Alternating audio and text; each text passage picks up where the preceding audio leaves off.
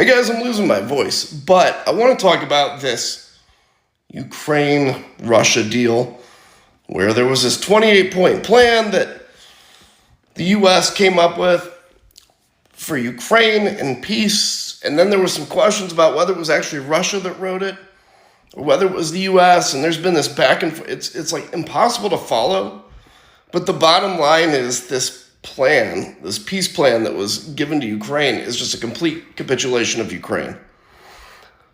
It's awful. And everybody knows this. And the European allies know this, and hopefully they stand with Ukraine when Ukraine rejects this.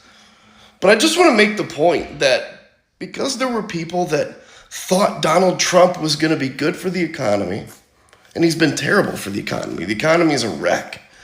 And because they thought they liked how he just says what needs to be said, blah, blah, blah, even though he's a complete con artist and he makes stuff up all the time.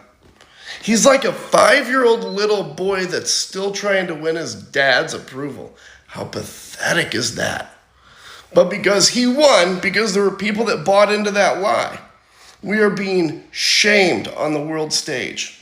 The rest of the world thinks our president, and they're right, and our diplomacy is a joke.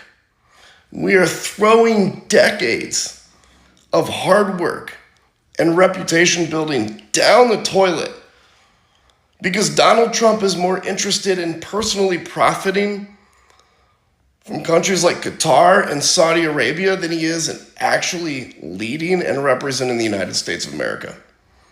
I promise you, in about 10 years, there will be no person in the world that will ever admit that they supported Donald Trump. What a shame.